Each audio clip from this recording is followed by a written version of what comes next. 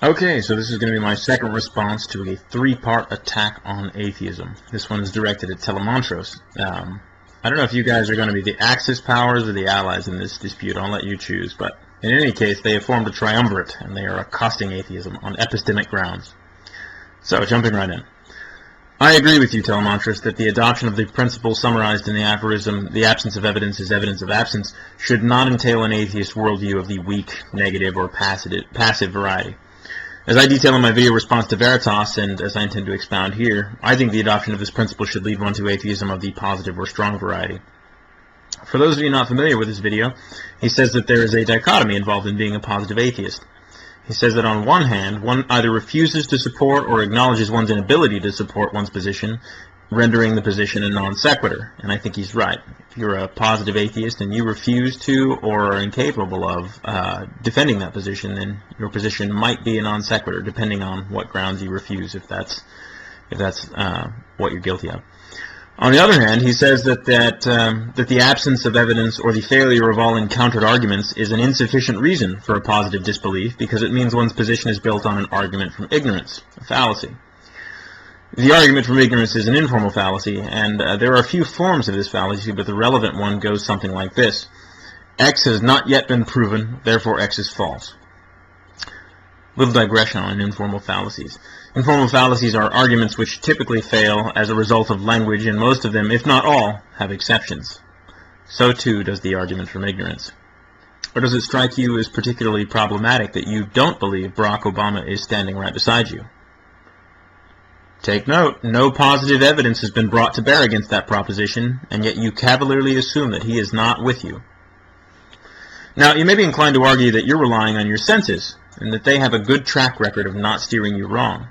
But there again, you're faced with a problem, because the reliability of your senses is something that you have derived inductively. And as I'm sure you know, induction famously has a chink in its armor, aptly named the problem of induction. But it's known by another name, the reverse fallacy of accident. You see, all successful inductive arguments are themselves exceptions to a kind of informal fallacy. So why did I drag you through this diatribe on fallacies? Well, so that I could suggest to you that searching for evidence of God and finding none could be considered a justification for a positive disbelief in his existence. I don't mean to contend that this is a disproof of the existence of God. I haven't been asked to do that, and I'm not prepared to. However, I live myself with the assumption, the positive belief, that God or gods do not exist, and this belief rests heavily on this standard of evidence. Just as your belief that Barack Obama isn't in the room with you is justified, so too is my belief that God doesn't exist. Now, we could both be wrong. Our senses or the available data could be misleading us. But what cause do we have to think that? That's an important question. Because the demands for positive reasons seem to be coming down like bombs over Dresden, and yet the propositions themselves are simply being invited in masse. Pantheism, monotheism, impersonal deities, personal deities, triune deities, etc. It doesn't stop at God either, since we're talking about standards of evidence and reason. Fairies, genies, the benefits of routine circumcision, astrology, knocking on wood. How does the absence of evidence for these things affect our belief in them? And what prevents us from reinventing them with slight variations which would necessitate another reevaluation of our disbelief? So I've looked for arguments which attempt to support a positive belief in God and found nothing but failures. This doesn't prove that God doesn't exist, but it certainly is suggestive. I mean, the truth has the virtue of being true, does it not? So perhaps the aphorism in question is in need of an amendment, to clarify why it's an exception.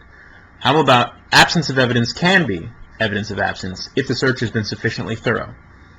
Well, how will we decide what a sufficiently exhaustive search will be like? Well, that will vary from claim to claim. For contradictory God concepts, no search is necessary at all. For God concepts like Hercules and the Titans, we can safely rely on their omission from the history books and biology books. There is a wide range of possibilities upon which a proposition can reside, a continuum. On one end we have gods like Prince Philip, the Duke of Edinburgh, who is himself a living god according to the Yanonen people from the island of Tana. And I have to say in their favor that they have actually met their god and spoken with him, and the material evidence for him is beyond dispute. On the other hand, we have the God that the Christian apologists so frequently defend, a nebulous, inconceivable God concept, a God that has slipped to the far end of this continuum so much that his existence or non-existence is utterly trivial. That is, his existence and non-existence are two virtually indistinguishable states of affairs. Now, Telemontrus actually brings one of these concepts up. He speculates about gods which are timeless, spaceless, and immaterial. On these virtually meaningless God concepts, I am strictly speaking an agnostic, yes. I am an agnostic because you and your theological forebears have contrived to birth a God concept which is so nebulous and inconceivable that I am forced by your efforts to concede that yes, if all of those descriptions are accurate, how can I reasonably demand evidence for such a claim? I mean, consider what we're talking about. Imagine a belief for which no good supporting reason can be given in order to persuade a person to adopt it. Okay, so why should I adopt it? Moreover, what exactly is the problem with not adopting it?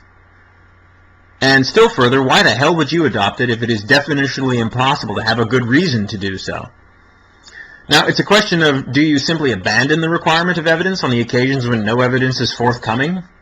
That sounds convenient. That is, when it comes to propositions that someone has contrived to render laughably trivial, is one simply required to believe things in the absence of evidence, or face the challenge that their position is nebulous and unfounded? This strikes me as an odd criticism of a person rejecting an unfounded belief, no? I mean, what do you do? Do I have to invoke a new principle? Something about a proposition being non-trivial? I suppose that would be a good start. Then you move on to your own very real argument from ignorance. Or didn't you notice that you began to speculate about the various natures of God which might have rendered him immune to empirical apprehension?